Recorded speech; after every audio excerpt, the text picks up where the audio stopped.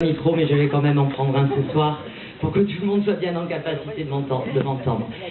Je voudrais bien évidemment vous dire bonsoir, merci, merci aux intervenants. Il y a des termes qui ont été prononcés qui, et au point de vue humain et au point de vue politique, me touchent énormément. Je voudrais vous en remercier. Je voudrais... Ça fait plaisir de voir une salle comme ça ce soir. Ça fait plaisir parce qu'un lancement de campagne, c'est quelque chose qui est important.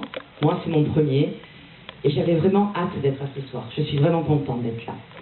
Alors finalement, on va se poser la seule bonne question. Pourquoi nous sommes là ce soir? Finalement, c'est la seule qui compte. Et à cette question, je crois qu'il n'y a qu'une seule réponse. Nous sommes là pour Blanquefort. Nous sommes là parce que nous sommes attachés au Blanquefortais. Ça, c'est le premier point. Alors, ça veut dire quoi, être attaché au Blanquefortais? C'est être attaché au principe de notre ville qui est une ville à taille humaine. Le terme a déjà été prononcé tout à l'heure. Une ville à taille humaine, ça veut dire que c'est un endroit où, je ne vais pas dire que tout le monde se connaît, mais on arrive très facilement à faire des rencontres, à se reconnaître, à ne pas être isolé. Une ville à taille humaine, c'est une ville dynamique. Franchement, il y a toujours quelque chose à faire à Blanquefort. Je ne connais pas un week-end où il ne se passe absolument rien sur la ville. C'est vrai, ce soir, je suis candidate. Je suis candidate pour poursuivre ma fonction en tant que maire de Blanquefort, parce que c'est cet aspect-là qui m'intéresse, qui me motive, et qui, finalement, me ressemble quand même un petit peu. Être maire aujourd'hui, c'est vrai que ce n'est pas forcément une tâche facile. L'un d'entre vous m'a dit il y a quelque temps même que c'était un sacerdoce. J'ai trouvé que c'était un comble pour un maire républicain. Je suis candidate pour tout cela. Je suis candidate parce que un mandat de maire, c'est avant tout aussi un mandat d'équipe. Et je trouve que, c'est une phrase connue, mais l'intelligence collective, en règle générale, est toujours meilleure qu'une intelligence individuelle. Et j'ai besoin de ça pour pouvoir avancer. Je suis candidate pour être maire parce que c'est un mandat qui est directement en prise avec le quotidien de tous. Il ne s'agit pas d'aller faire directement de grandes législations. Je crois qu'il faut que chacun puisse rester à sa place. Mais il faut voir quelle est la première vocation d'être maire. Aller à la rencontre des autres, être à l'écoute et rendre compte. C'est un triptyque essentiel. Alors, il ne va pas s'agir ce soir de faire un certain nombre de promesses électoralistes. Je crois que ça serait totalement irrespectueux, surtout en ces temps difficiles. Au contraire, je crois que, parce que nous avons une certaine expérience, il est absolument nécessaire d'être sérieux et de respecter la gestion des deniers publics. Nous sommes attachés au Blanquefortais parce que Blanquefort, c'est une ville active. Alors, une ville active, c'est quoi? Quand on parle de Blanquefort, on parle toujours du monde associatif. L'un est absolument indissociable de l'autre. Le lien associatif, j'ai l'impression qu'aujourd'hui, c'est devenu une sorte de nouveau lien sociétal, pour employer un terme un petit peu compliqué. Un nouveau lien entre les personnes. Et à l'heure où on parle de plus en plus de montée de l'individualisme, je pense que le bénévolat, et le bénévolat notamment qui existe à Blanquefort, est là pour prouver le contraire. Nous devons soutenir ces associations et nous devons les valoriser, les mettre en avant. Une ville active, c'est une ville où il y a beaucoup de services publics. Où Blanquefort, en fait, est une ville qui existe, non pas pour quelques-uns, mais une ville qui existe pour tous.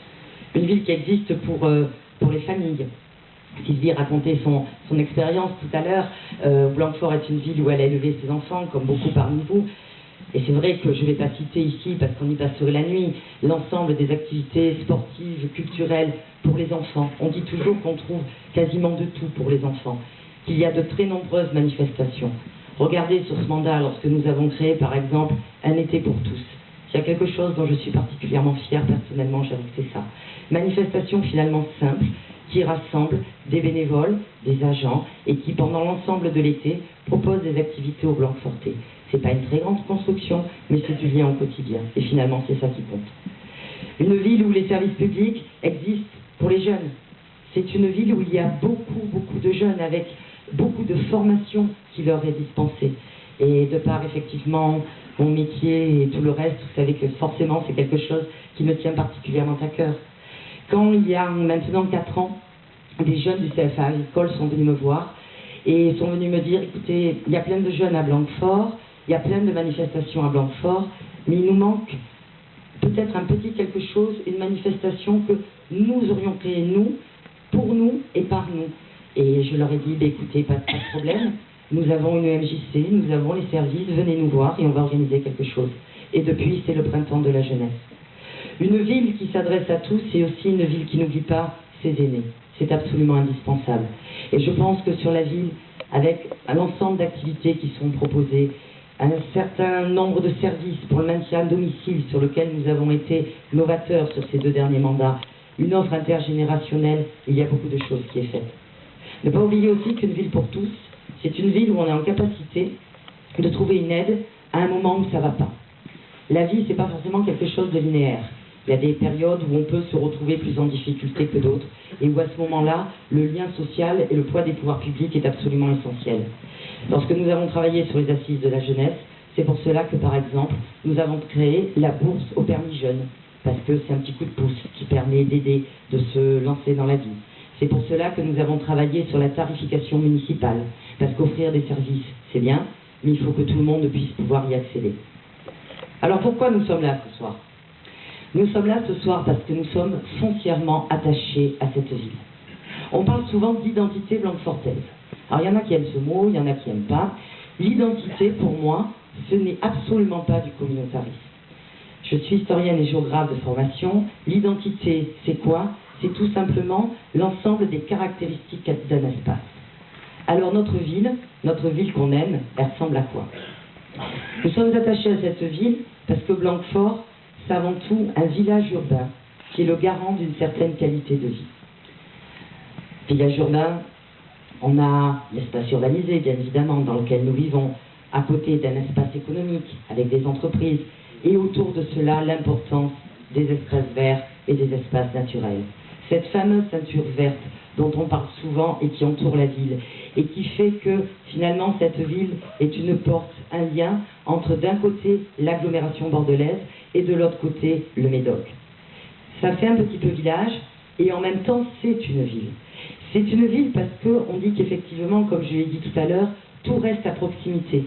Les commerces de proximité, les commerces un peu plus importants, les services, les transports, les loisirs, etc., etc. C'est ça, un village urbain, et c'est ça qui fait que, souvent, on dit que, quand même, à Blanquefort, on vit bien. Et pourtant, c'est pas une ville qui s'est endormie, bien au contraire. Quand on regarde un petit peu pour les plus anciens l'évolution, c'est une ville qui a bien changé depuis 10 ans. Et je pense que nous pouvons être fiers des réalisations qui ont été faites ces dernières années. Je ne vais pas toutes les citer, il ne s'agit pas ici de le faire, ce n'est pas l'objectif, mais quand même, que l'on repense à ce que nous avions appelé le réenchantement de Majolan. Un jardin remarquable, et c'est un titre, ce n'est pas simplement une manière de dire, un jardin remarquable qu'on nous envie. Une manière également de concevoir la ville, où on ouvre la ville, où on ouvre le parc de Fontgravé, où on ouvre Tanaïs, pour rendre des espaces de Blanquefort à ses habitants. Une ville agréable parce que c'est une ville fleurie, c'est une ville où les déplacements doux prennent de plus en plus la place qu'ils doivent prendre. C'est une ville également agréable parce que c'est quand même aussi une ville qui innove. 2 exemples qui me viennent à l'esprit. Le mariage avec Saint-Médard, en ce qui concerne la création du carré colonne, pour pouvoir travailler ensemble autour des spectacles culturels. Et pensons par exemple aussi, autre petite fierté, à l'atelier de cuisine nomade. C'est-à-dire être en capacité de créer une formation professionnelle pour des demandeurs d'emploi dans un secteur qui demande du monde et dans un secteur où finalement on a un pourcentage de gens qui sortent de cette formation et qui ont un emploi vraiment extraordinaire par rapport à d'autres écoles de formation. Alors pourquoi nous sommes là ce soir ? Nous sommes là pour tout ça, mais nous sommes là aussi pour une chose essentielle. Nous sommes là parce que nous avons des projets. Nous avons des projets pour Blanquefort et ses habitants. Blanquefort est souvent cité pour être une ville ambitieuse, et cela, Blanquefort doit à tout prix le garder. Une ville ambitieuse, c'est une ville qui a été en capacité d'avoir une démarche de participation citoyenne. Cette démarche, il faut la poursuivre et il faut pouvoir la renforcer. C'est la méthode de travail que je vous propose. Être disponible. On me dit parfois, mais comment vous faites pour être disponible ? Je le fais parce que je le dois, sinon je ne serais pas là. Personne ne m'a obligé à être là, c'est une volonté. Il faut à tout prix être disponible auprès des gens. Aller à la rencontre des citoyens et toujours choisir le dialogue. Pour préparer cette campagne, c'est vrai que c'est ce soir le lancement de campagne, et en même temps, ça fait plusieurs semaines et même plusieurs mois que nous travaillons dessus. Avec le collectif du comité de soutien, depuis le mois de janvier, ont été préparés un certain nombre d'ateliers sur des thèmes aussi variés que l'urbanisme, l'enfance, les transports, les jeunes, les loisirs, et j'en oublie bien évidemment. Ces ateliers de travail permettent de co-construire ensemble un projet pour Blanquefort. Ce projet qui est en train de s'élaborer, et je vous invite bien évidemment à rejoindre ce collectif de soutien pour pouvoir être plus nombreux et pour pouvoir encore plus préparer ensemble le projet. Une méthode de travail, c'est aussi aller directement à la rencontre des personnes, ce que je fais depuis cet été lors de rencontres de groupes chez les gens, dans les quartiers, en petits groupes, où on peut tout simplement parler de absolument tout ce dont on a envie. Parce que c'est ça aussi, pouvoir élaborer un projet. Et parce que nous sommes aussi à l'heure numérique, ça fait pas tout, mais c'est quand même important. Pour tous ceux qui, par exemple, n'ont pas la possibilité de se déplacer, il y a la possibilité sur le site de campagne qui a été ouvert il y a maintenant quelques jours, Ensemble Vivre Blanquefort, de pouvoir continuer à communiquer ses idées si on n'a pas la possibilité de se déplacer à une réunion. Une démocratie, une démarche de participation citoyenne, c'est essayer de donner les moyens à tout le monde de pouvoir s'exprimer, tout le monde selon ses moyens et tout le monde selon ses besoins. Ensemble, Vivre Blanquefort, c'est le nom de la liste que je conduirai, avec des personnes qui partagent des valeurs communes, et des personnes qui partagent le goût de l'engagement. Ce n'est pas seulement un slogan, il en faut un, mais ce n'est pas ça qui compte. C'est l'engagement de reconnaître et d'aimer l'aspect qualitatif de notre ville. C'est l'engagement de l'ouverture vers l'autre.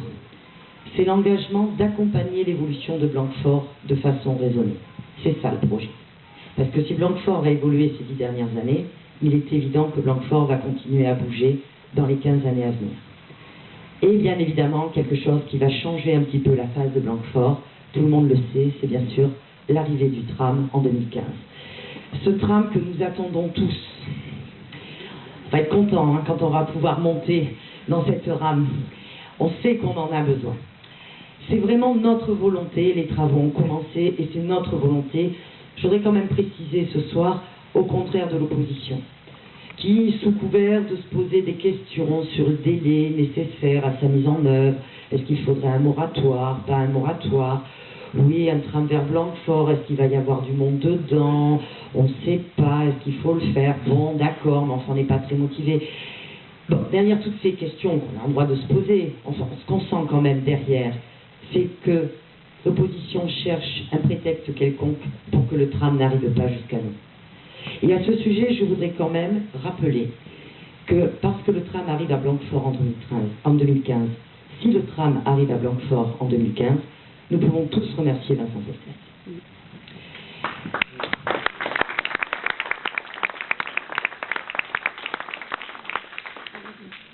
Si les travaux du tram-train ont effectivement commencé, c'est par sa volonté et par son action, et pas par une sorte de nébuleuse extérieure qui viendrait de je ne sais où.